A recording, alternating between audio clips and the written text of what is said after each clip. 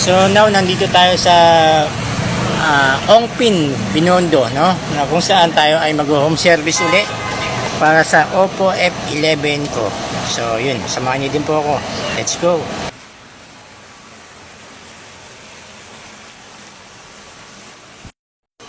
So tonight may tanggap tayong Oppo F11 po. Na paano to, madam? Ayun, yung battery niya, boss, kasi mabilis na siya malobat.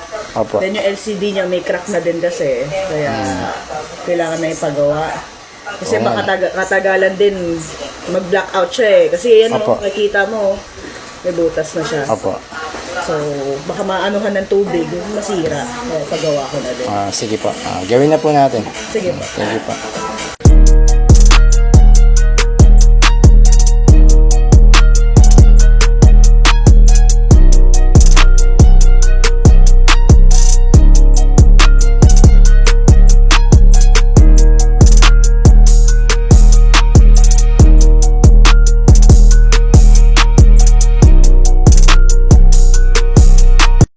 Phone is ready, madam. Okay na siya.